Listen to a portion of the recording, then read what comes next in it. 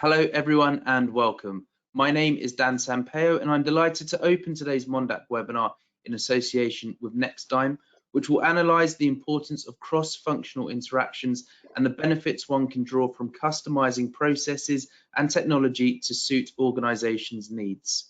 Your host today is Mark Lessam. Mark is a Senior Executive Director with Nextime. He is an accomplished business executive with more than 30 years of diverse experience across multiple industries. He has held senior management roles in general management, operations, marketing, sales, and finance. Mark, over to you. Thank you, Dan, and thank you to the entire team at Mondac for making this possible. And thank you all for joining us. We're pleased today to help deliver an engaging discussion on contract management and the importance of cross-functional collaboration. We do recognize that your time is valuable, and it's our aim to conclude this session in 45 to 60 minutes. I'd like to take a moment to just comment and welcome our distinguished panel, each of whom I'll introduce in greater detail in just a moment. From DHL, we have Maria Tsigornis.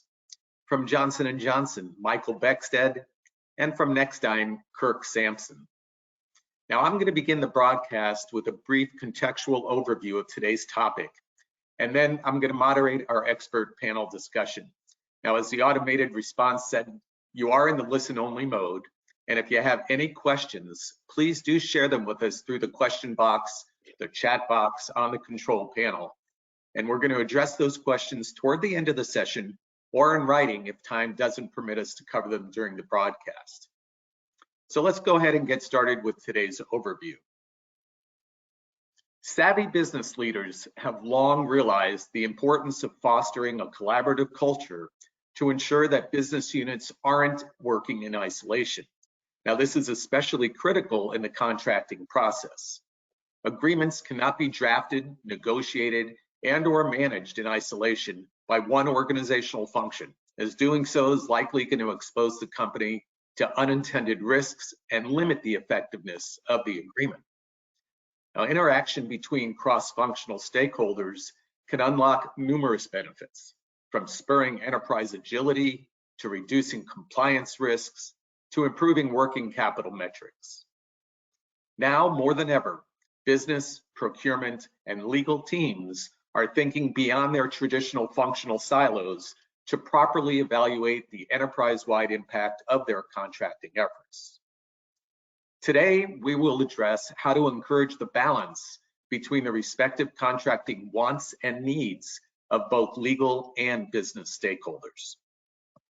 Now, frequently, the business unit perspective is that the legal team is an impediment to getting things done quickly, often pumping the brakes to pending growth, which puts meeting business goals at risk. Now, obviously, this is not a very fair evaluation, but it's fueled by the necessary and specialized work that attorneys in the areas of intellectual property or compliance, as examples, that they perform to draft an agreement. Now, to the business stakeholders, this work can often seem arduous, time-consuming, and/or complex. Conversely, legal teams might not fully understand the business purposes of a contract if they're not looped into if they're not looped into the negotiations or aware of the dynamics of the served market. Why does the procurement want this now, and for what meaningful purpose, they might ask? Or they might be alarmed to learn that the risks that the business units have taken on without initializing cross-functional coordination. So both sides can be equally frustrated with one another if they're not working in tandem.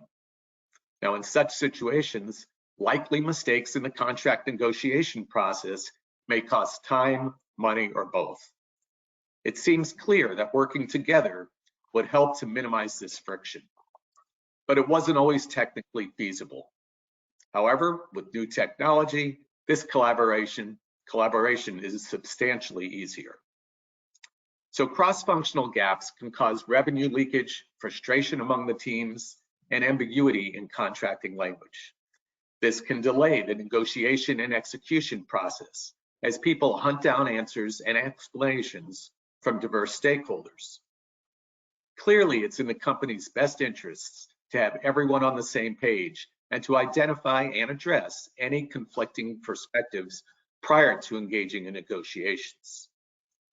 Using a comprehensive contract management system helps to clarify and unify agreement processes for the company and limits the space for third parties to create confusion or exploit any internal divisions.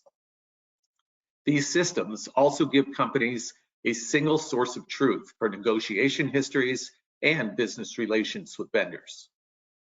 This helps to ensure that any exceptions or unique clauses that are transparent and that they're easy to track over the lifetime of the relationship.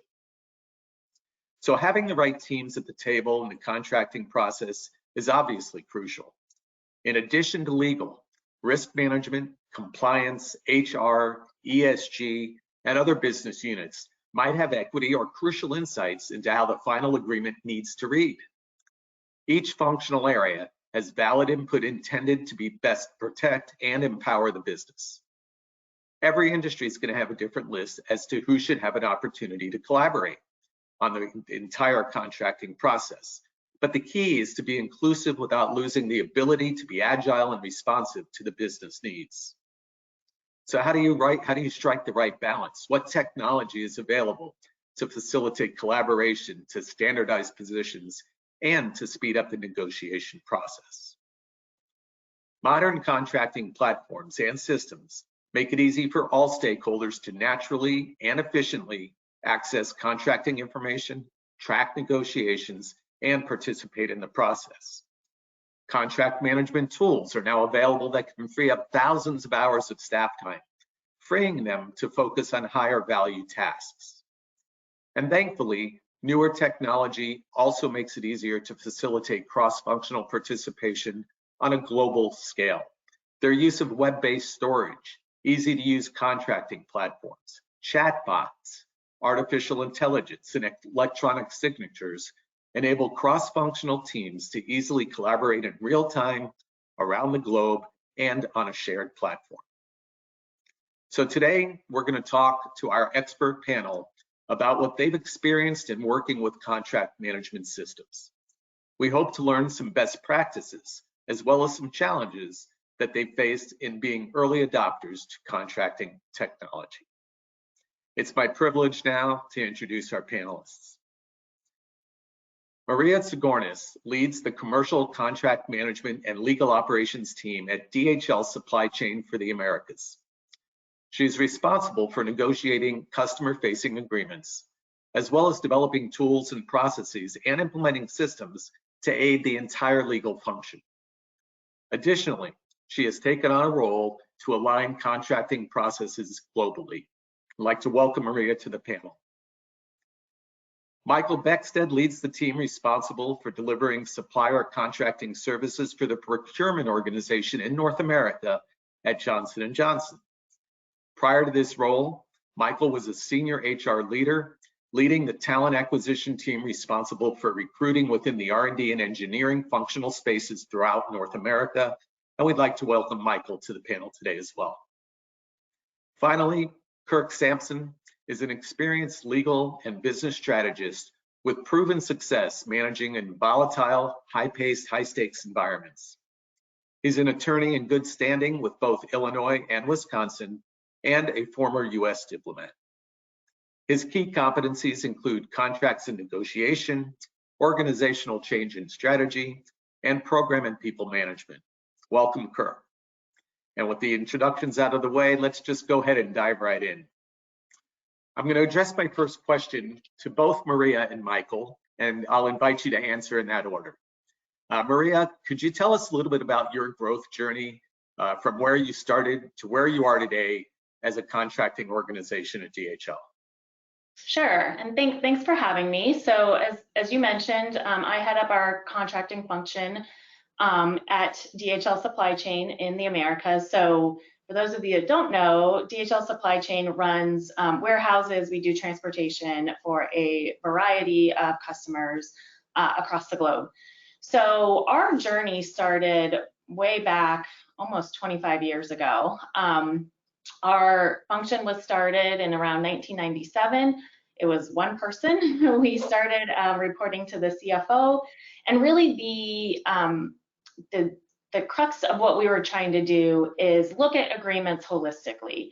We have a lot of different stakeholders within our organization that need to be involved, but there was no one team really looking at it and pulling everything together. So this is a great topic for us because this is really where we started. And we've grown since then. We now have about 18 CCMs, what we call it, commercial contract managers within the Americas, and supporting a variety of different documents and customers. And we really had a kind of a flip in our approach, maybe 5 years, 10 years into it. We were, as you mentioned, right, legal is sometimes seen as like the blockers. We were probably not affectionately called the sales prevention team, right? Like, oh, you have to go to them and everything's going to be no or so difficult. And so we really tried to flip and like, what is the value that we're bringing? And so now it's not no, we can't do this. It's how do we make that happen? So we're really advisors to our business teams of, okay, this is not a great, paragraph that we have in this contract. This is what it means, but maybe we could flip it a little bit and still make it so that the customer thinks they're getting what they want, but it's acceptable to us too. So we're really advisors, and we bring in all the functional teams as we need to make sure we get a good balanced agreement for both parties. Thank you, Maria. I appreciate that. It sounds like the journey started a while ago and you've got some time yet ahead of you. So I'll be very interested to hear your feedback as we go down this path. Michael, I'll turn to you. I'll restate the question, basically talking about your growth journey, where you've started and where you are today as an organization. Perfect. Thanks, Mark. And appreciate it, as Maria said as well, to be on this panel this morning with both Maria and Kirk. So thank you for the invite. It's interesting the way where we sit currently is I'm in procurement. I'm not a lawyer. I'm not in the legal department, but the way that contracts work within J&J for our suppliers, they sit within procurement. Now, this journey has roots in about 10 years ago or so. When you look at Johnson & Johnson as a company, we're very decentralized. We're a company of over 250 independent operating companies where we value that decentral activity and ability to act quickly and act fast. But about 10 years ago, a journey started with J&J to look at certain functions to see that they could be better, to have them be more centralized, to have them be a shared service type of model where procurement was identified as one of those functions where you could really leverage and understand the different suppliers, the different groups across our med tech, our pharma, and our consumer healthcare brands to really leverage that power and bring it together. Previous to this journey, you could sit in consumer healthcare as a sourcing individual, and the way you negotiate and work with and put a contract together would be very different than somebody that sat in the pharma group. And so this journey started about 10 years ago and launched about 5 or 6 years ago, where as we look at contracting that was brought under the procurement umbrella. And what I mean by that is you have sourcing, you have our sourcing team that's going out, that's finding the bids, that's finding our preferred suppliers, that's doing that work. And then you have a contracting organization that sits within procurement that is doing the legal T's and C's of a contract, that's supporting sourcing and what needs to get done in order to move a contract forward. So we sit outside of the law department within the procurement organization, but we have very close relationship with the law department. We have dedicated law colleagues that they support our procurement contracts, that if our individual, what we call our contract champions, aren't able to, need to go to a law department colleague, they've got identified specific people that support their type of work that they can escalate to and they can work with in order to resolve a red line or to understand why certain language is required versus other language and whatnot. And that's been pretty powerful, is to have that be in the procurement organization to really help us build up that network to where in North America we have close to 35 contract champions, plus we have a whole separate outsource partner that we work with as well to support our volume and our work there. And that will continue to grow. We'll continue to evolve. Mark, you talked through the technology piece of it, bringing things together. That's our roadmap, to continue to grow that technology and continue to move forward the contracting process as we do more strategic work in the future. Just a quick question for clarity for my sake, Michael. You talked about the centralization and the 250 entities and the shared service. Is all of that now, all 250 entities managed via this centralized contracting group, or do you still have some decentralization? We still have some decentralization. There are pockets where there are certain groups where we're working to, but when you look at most of our supplier spend, when you talk about North America, the vast majority is managed by that group. There are some outliers, some groups here and there, but for the majority of North America, they are managed by, when we talk about supplier spend, working directly with our suppliers. All right, I'd like to invite Kirk into the conversation. Thank you, Maria and Michael, for kicking us off and setting the context for your organizations. I appreciate that. Kirk, Michael mentioned shared services also. I'm sure that rings true to you. You're the attorney in the group. So as a consultant, I'd like to ask you how you manage to gather and incorporate really the myriad of groups that need to be involved in the contract process. Yeah, thank you for the excellent question, Mark. As we've heard from Maria and Michael, every business is structured differently and has unique challenges in working cross-functionally based on the history of the company and the personalities that have shaped and driven the contracting process up to the point where we are brought in as a consulting partner. In order to reduce the silos that may have developed in a company, we found that two things are really crucial. The first is to develop a vision that all the stakeholders can agree on. And that may sound a bit hokey, but it's crucial that leadership and all the relevant business units have a common reference point for what they would like their contracting process to achieve and how it can add the most value to the business. This vision becomes the North Star that everyone can come back to as they discuss technology options or processes. Does it help to achieve the vision that we've established? The second, from our perspective, is a collaborative platform that really encourages transparency. There are so many technical solutions out there now that it's hard to highlight all of the advantages that they can offer to improving the end-to-end contracting cycle. But the main thing is that they all offer an open and unified location for the key contracting activities. So this allows for your finance and logistics people to see the same documents, obligations, and terms of a contract that the legal team does. It automatically eliminates a large percentage of the information siloing that exists in the legacy system and dramatically helps to improve cross-functional collaboration. So that's our perspective from a consulting angle.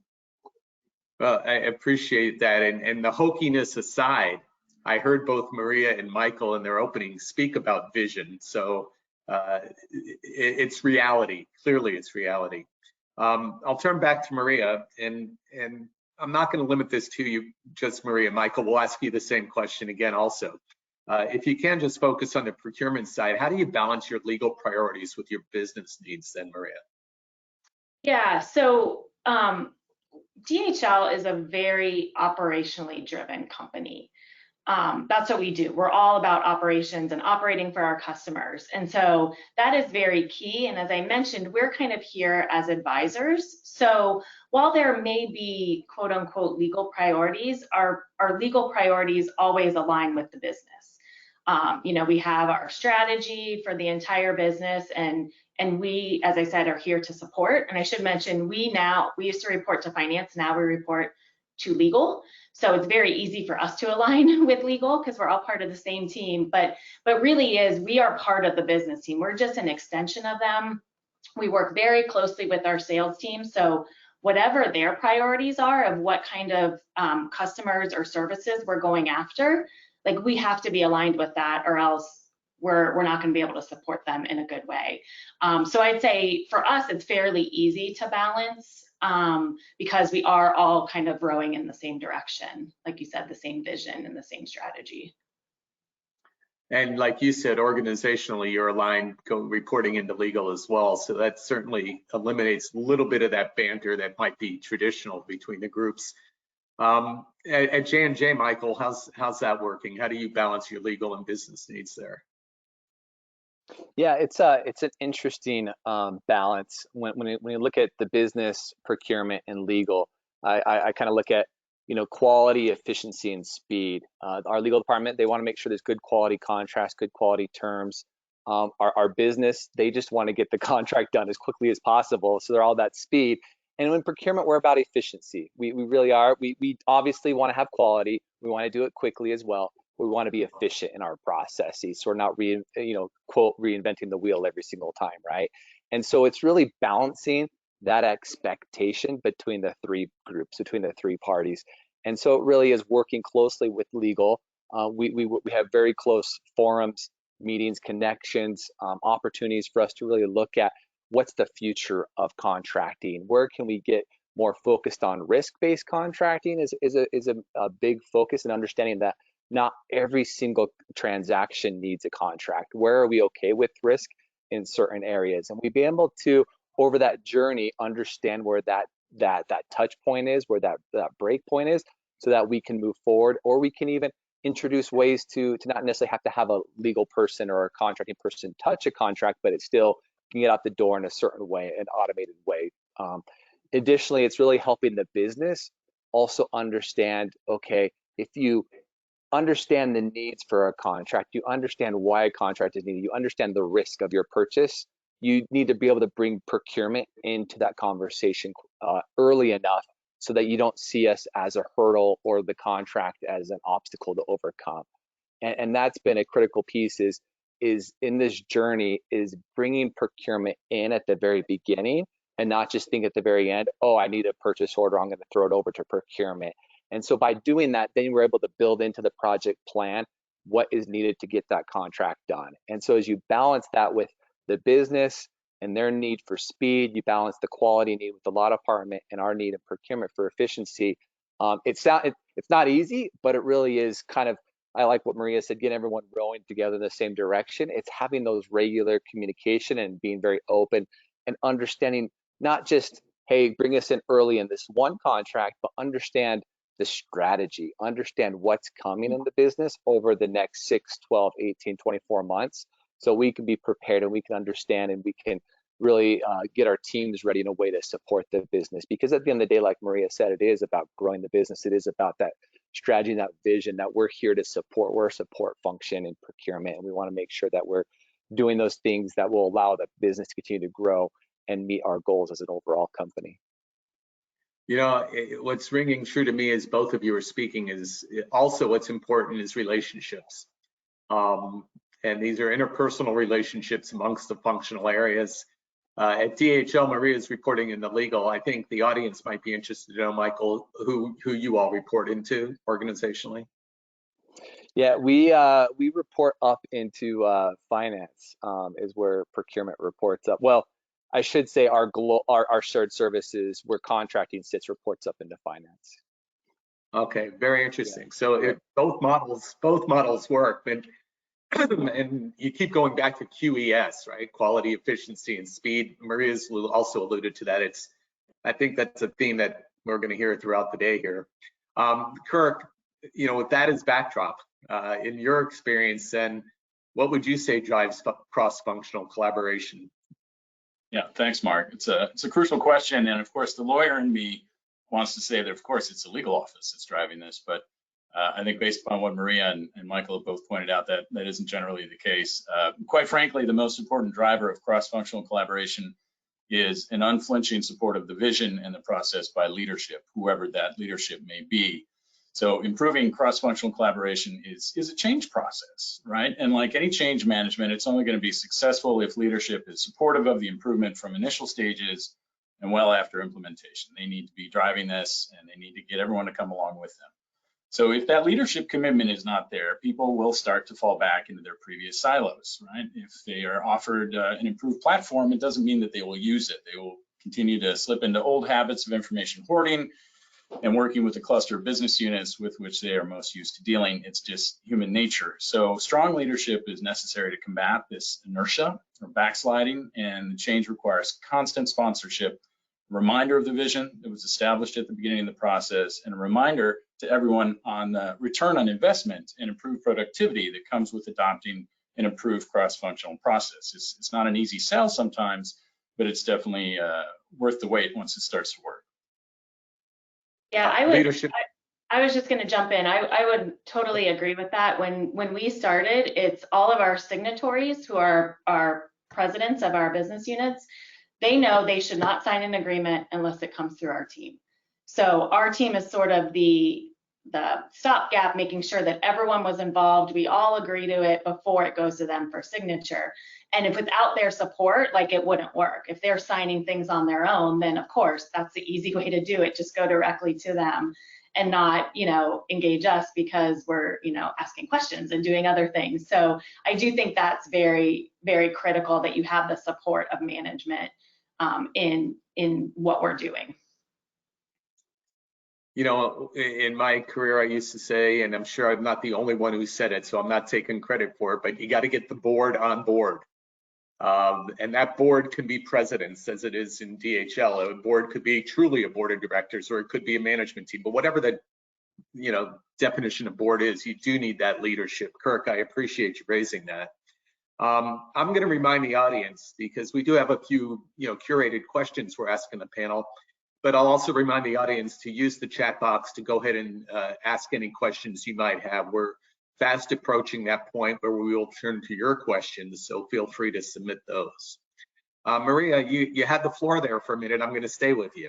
Okay, so maybe you could speak to your insights on some of the most critical areas that DHL deploys when you're reviewing a contract.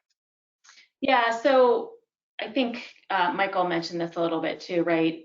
We should look at it from a risk perspective. Like every single word in the contract maybe doesn't have the same level of risk as other ones. So sorry for the lawyers out there that I'm saying that too. But yeah, so we have like what we call our commercial expectations, which are, a handful of topics of this is our preferred position. This is what we should go for. And so we know that, and there's always the ones that are critical, or the ones that come up all the time, which are, just to list a few, like liabilities. I'm sure this is in every contract, right?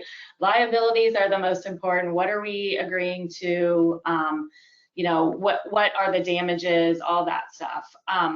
The second most one, I think, is rate reviews, because if you think about it, we're pricing an operation to run a warehouse for a customer. Those can be very, very complex, and it's all based on the information we get from our customer. So we priced it based on that, but if that's not the reality, then we can be in a real upside down area. So we have to be able to have the ability to review pricing and things like that.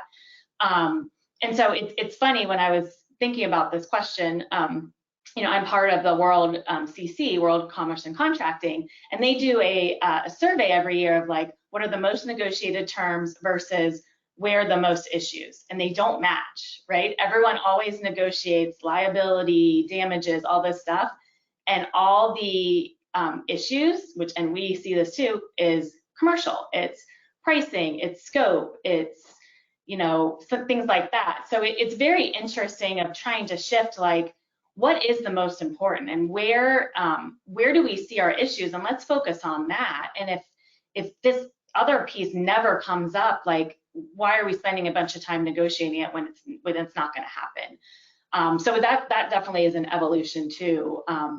Michael, I think you mentioned aligning with your legal team. We do quarterly meetings where we talk about topics in our contracts, where we say, hey, we've had a bunch of customers come back on this topic and we seem to keep going away from our standard. Should we actually change our standard? Because why are we having that if we keep giving it up all the time?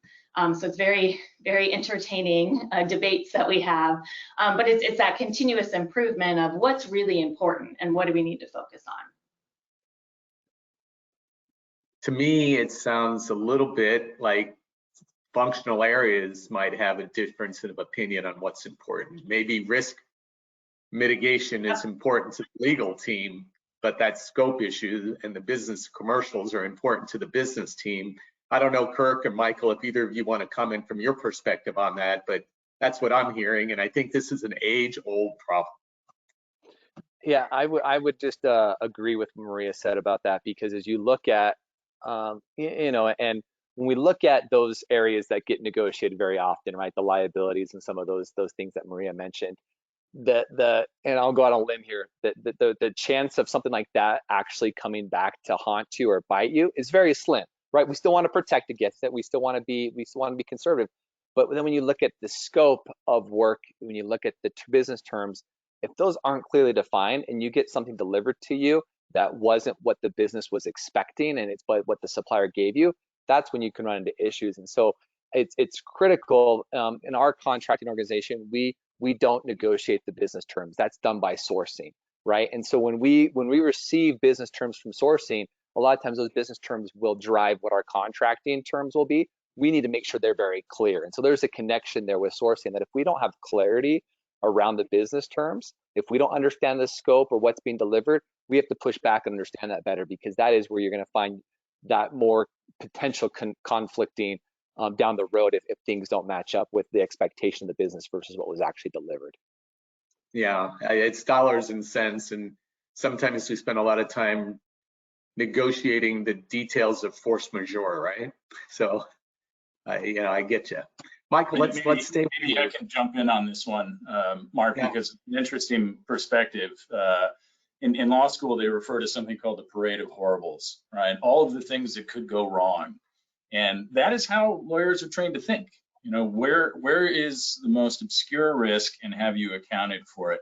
And this, to my perspective, is the great advantage of having a contract management system and a shared platform, because you force everyone to essentially educate themselves with the other person's perspective. Your business people learn how the lawyers think, and your lawyers learn how the business people think, so that when you create, for example, new templates or processes, everyone's had a chance to input, but the final product should be serving both masters and the overarching needs of the company, and not just one division or one section. So another reason to engage in this sort of change management and embrace a shared platform like that is it does force everyone to come to the table together, as Maria noted, meeting with the legal people, meeting with the finance people to clarify these issues, to use the same language, and to really come together and say, all right, what is really relevant for our sector, for our company? And I think it's a great forcing function to use this type of platform. Yeah, so now you're incorporating the technology piece, which I think is really critical. And I want to come back to Michael here for a second. Michael, you seem very open, as do all the panelists, but I'm going to ask you if you could talk about an example maybe where a contract management process that wasn't really done correctly, and the measures that you went under to remediate the process. And I'm not picking on J&J. Certainly, you don't even have to mention any particulars, but maybe just the process would be interesting and what you did to fix. Yeah, no, it's a good question, and I'm happy to give an example here. Part of our, as I mentioned, the journey at the very beginning of the contracting organization and kind of understanding and bringing things together under a shared services model was really understanding our compliance versus non-compliance. How many of our things are being negotiated properly, are using proper contracts, are being signed by the right signatory, all those different things. And so when we very first started the process, we went from a place of this much non-compliance to where it's in a much better place 6 years later. And one of the most common non-compliance that we've seen over the years, and that we've really worked to address, is starting work without a contract, starting work without a purchase agreement. And so that right there is one of the things where someone thinks, or the business might think, oh, let's get things going and we'll worry about the purchase order later. It's very clear policy at J&J that we don't start work without a purchase order, and a lot of times you might have to back that out and understand, oh, I actually need a contract as well. So there was a recent experience. We don't see this as much as we used to, given where we've come on our 5-6 year journey, but there was a recent experience where we had that very exact situation where we learned actually from the legal department that work had started without a contract. And so we jumped on, and really our process when we find out something like that is happening is just to pull together different parties and to pull it together on a call and understand, hey, what happened here was this, and really I want to separate it, right? There's two things that happen. One is, what are we going to do right away to remediate it? And then two is, what can we do looking back? What was the miss here, right? And so very often that first, we'll worry about the miss later because we want to make sure we remediate it and we're not getting ourselves caught up in both work streams, so to say. So in this situation, got on the phone, tried to understand what had happened and what we could do. We found out that if our current area, our current scope for what we do as a contracting organization, we would need to negotiate a lengthy one-time agreement potentially with the supplier. But as we looked into, Kirk mentioned and Maria's mentioned, like our contracting database and the technology here, we're able actually to find that we had an MSA in place with them through a different contracting organization, not necessarily through ours that does the supplier ones, but another group that does a different type of contracts, where we reached out to them, we partnered with both legal sides, and we said, hey, this is a situation we feel like we could leverage this MSA in order to put together a work order. We talked about what things we might need to add in the work order, some things we might need to improve in order for it to meet our needs, and we got it done in about a week, right? As opposed to a lengthy, 2 to 3 month potential negotiation of a one-time agreement. So that was the power of the technology piece of it, having contracts in a centralized system. And then as we went back and we talked about the lessons learned and what happened there, it was an opportunity for us to educate this business group.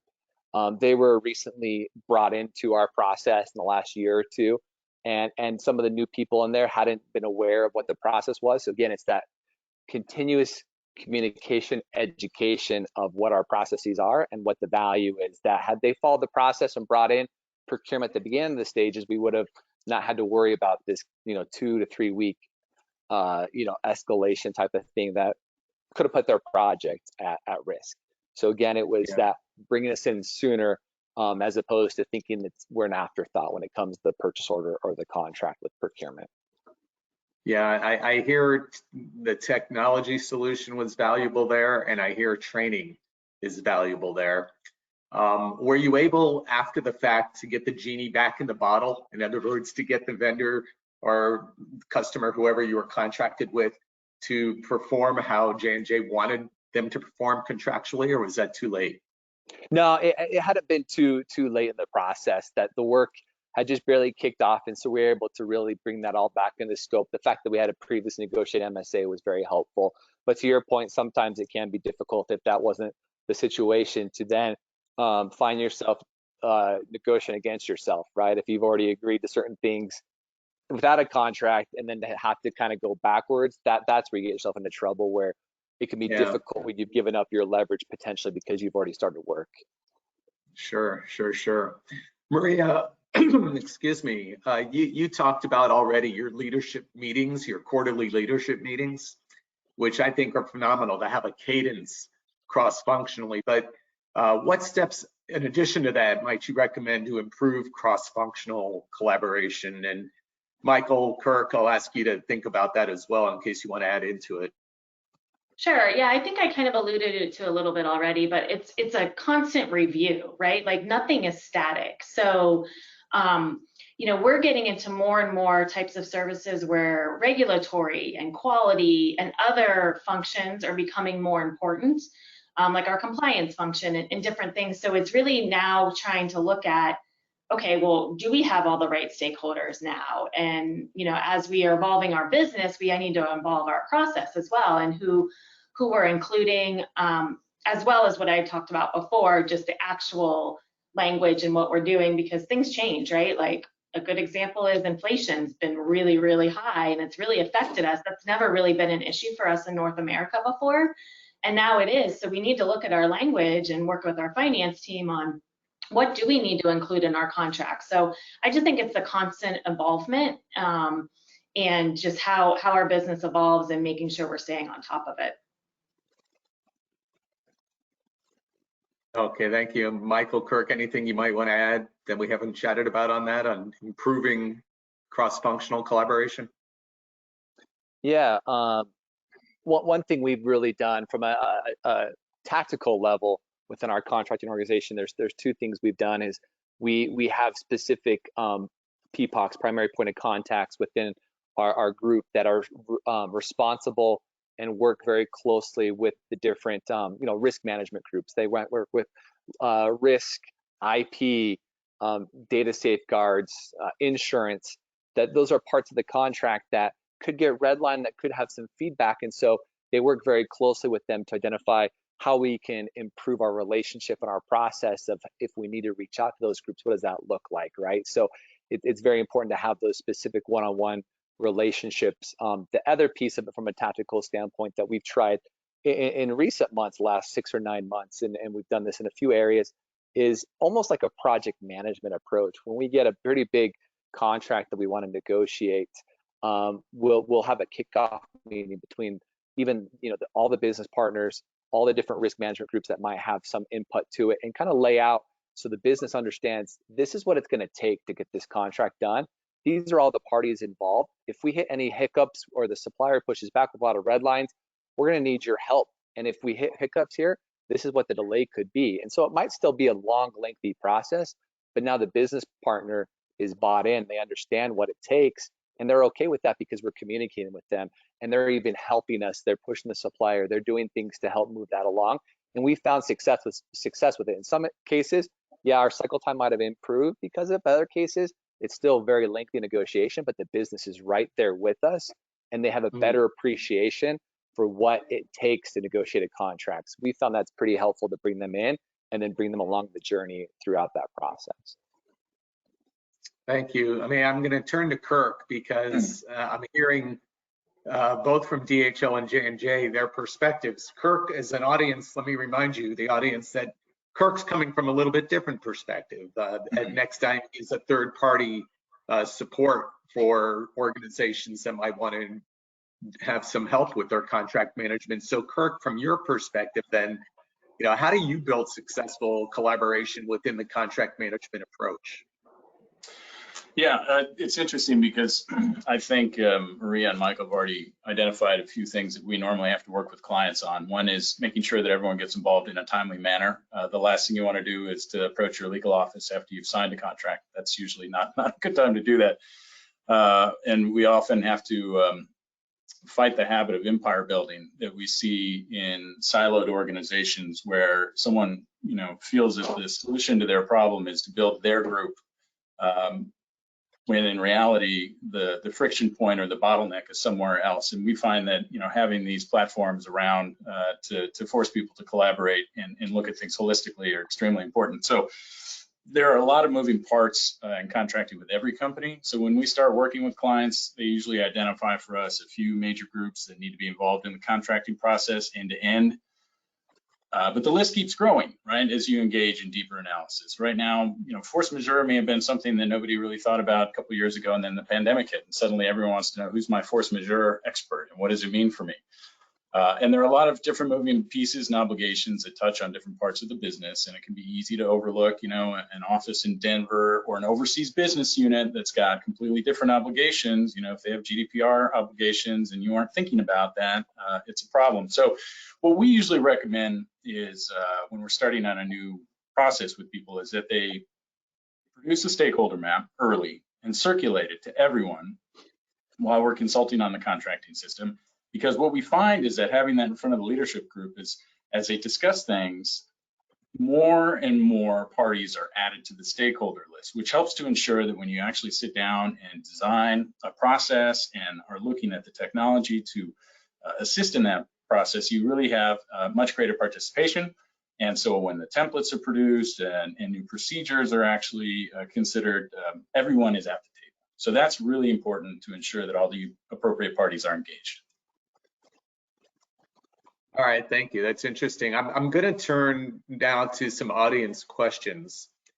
We do have a few, and I'll remind the audience to go ahead and use the chat box if you'd like to submit. I will not identify the asker just because I don't have permission to do so. So here's a question that came through. We'll throw it out to the panel, and it seems a little bit tactical, actually. The question is it a strategy of negotiation to include something, excuse me, to include something that you could give back if you had to, in order to make the other party feel that they've won something? So this is, a win-lose kind of negotiation, it sounds like. Not everybody gets what they want in a negotiation. So do you guys have any comments that you want to share with the audience on that topic? I can start.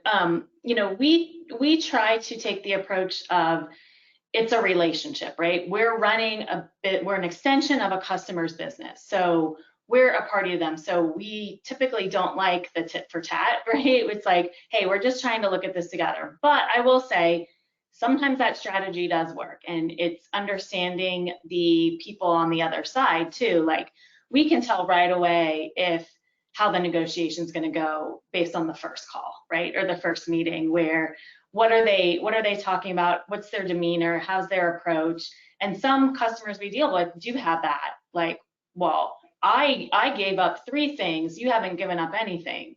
And so if we know that ahead of time, we can change our approach to sort of, I'm going to say match that, but just to make them feel that they're getting something, but that's not our typical approach of how we would want to do it. So you're speaking more of a partnership model than a supplier vendor model.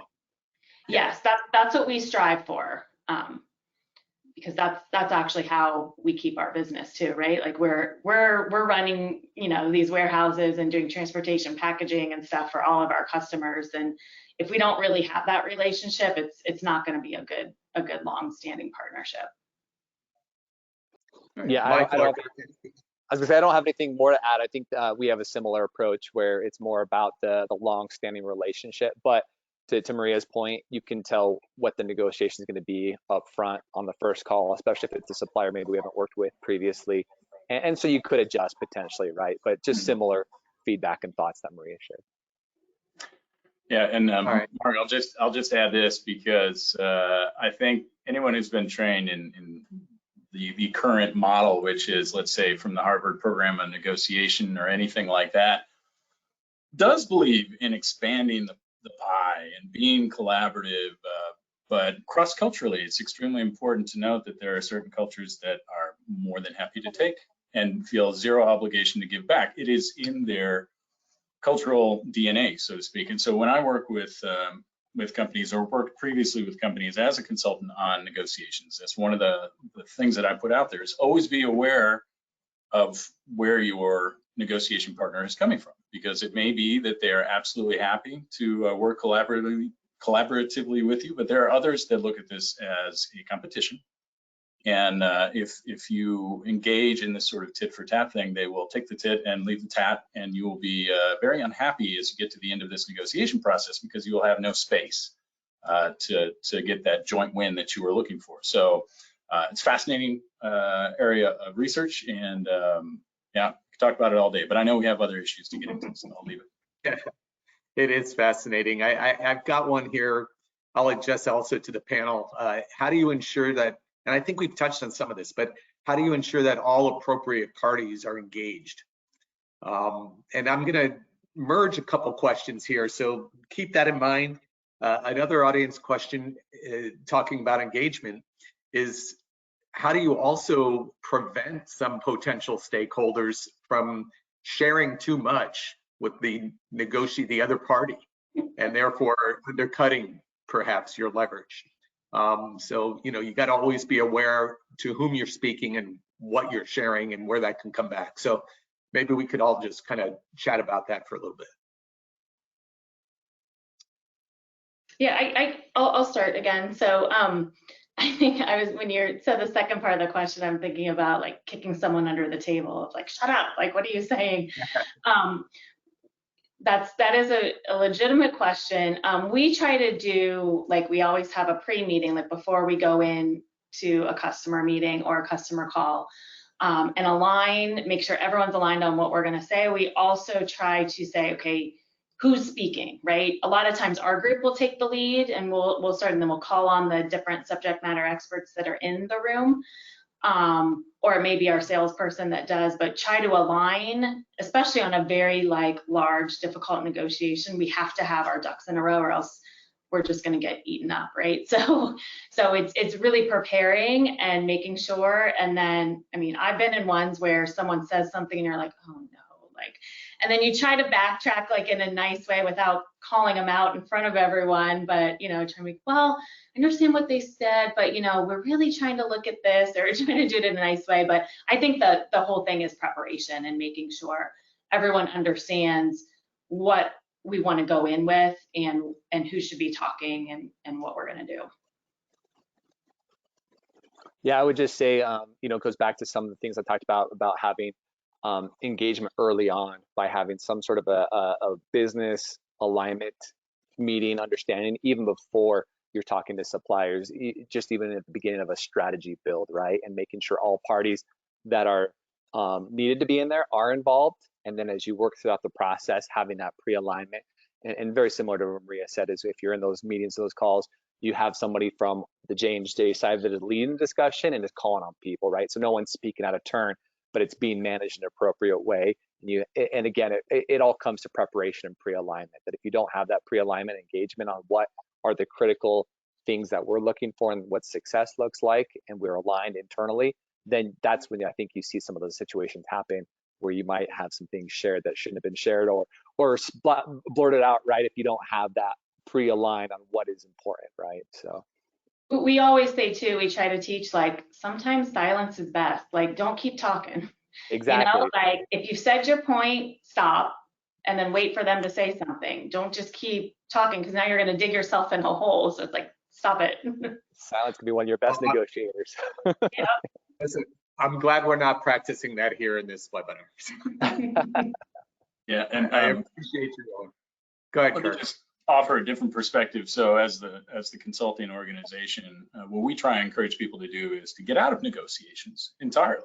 I mean, there's no need for you to spend time in negotiations if you can create a mutually acceptable template agreement up front. And that's where we can save folks the most money, I think, and time, is to create a process by which they are out of the negotiation business, because it is time consuming and aggravating at times to have to go to negotiations, especially with regular partners that you do business with on a constant basis. It should be possible to find a master service agreement or some sort of template where you can say, hey, we're offering everyone the same terms and conditions. Let's just go with this. And some of the industries are now moving that way. In the pharmaceutical industry, for example, I used to work at Northwestern University. They had a sort of industry standard that they'd agreed on in conjunction with universities, and they tried to get everyone just to use that. That was always the first question: are you willing to use that template? Because guess what? Then we're done negotiating and we can just move on to business. The other thing that's really fascinating nowadays is the development of technology where low-level negotiations are being done by AI. And I find it really fascinating that they've essentially presented a lot of folks that are doing these easier agreements with sort of a choose your own adventure type format. So it's like, yes, we can give you New York as your location for, you know, the controlling law, but then you're not going to touch anything else. Or you can choose that you want 10 years of confidentiality, but then you accept our liability clauses. And they just force the negotiation partner to do this through AI without having to have human interaction. And I think that's really fascinating as we move forward to see how much of that will free up the time of you know, high-level people like Maria and Michael to do more important stuff than be involved in these negotiations, which are very time-consuming. Thank you. I have one last question, and I know we've touched on some of this, but I'll give everybody an opportunity to briefly add to it if they'd like.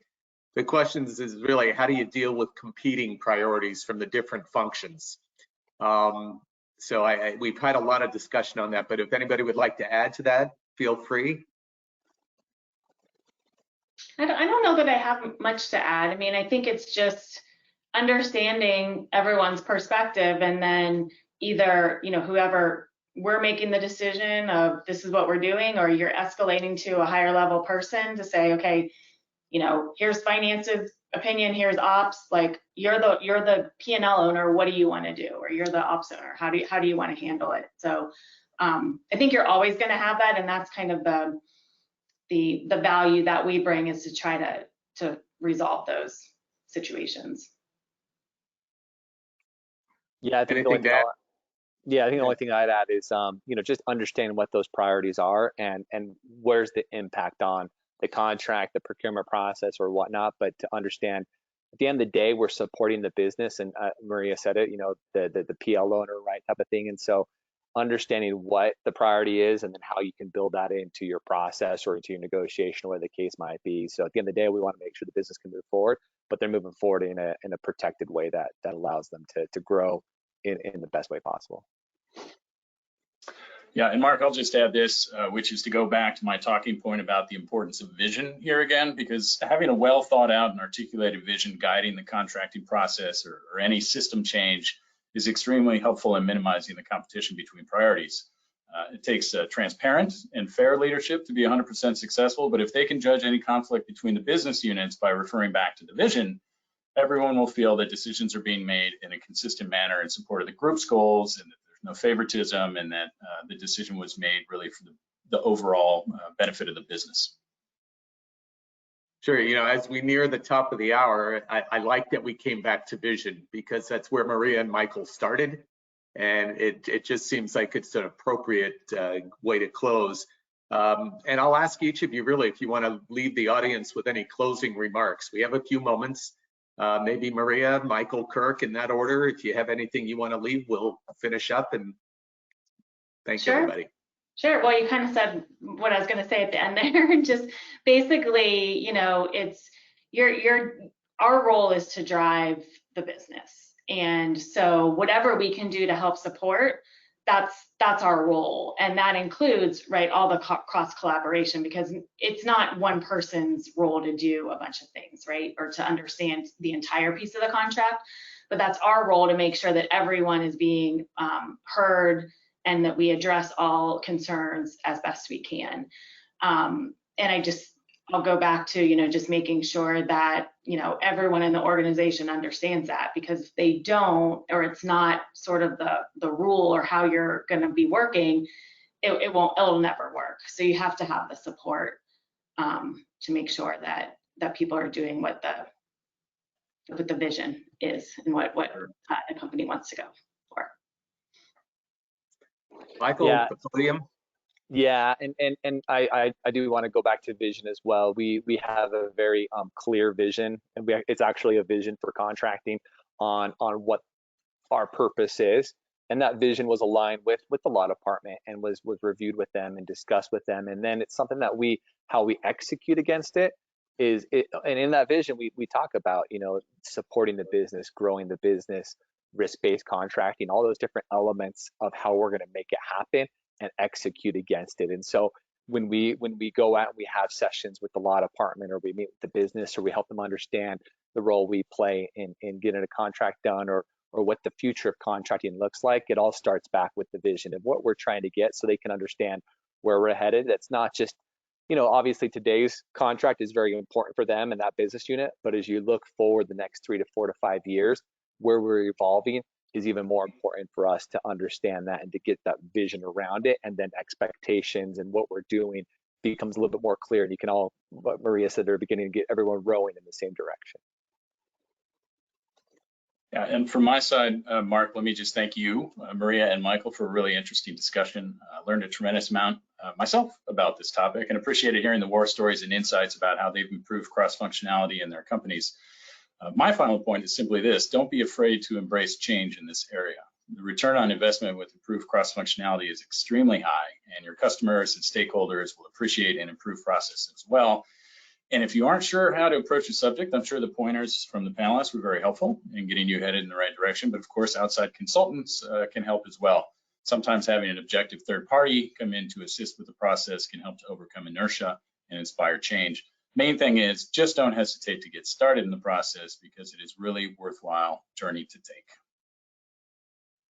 Well, thank you guys, all of you. I am sure that the insights provided the audience really with some interesting perspective, as Kirk just mentioned, and I hope they'll take that and be able to use that in evaluating their own contract management strategy. So, you know, I'd like to wrap up by extending a really heartfelt thank you to everybody, to our listeners, literally from across the world. If I read you the list of countries here, you all would be impressed. Thank you for joining us.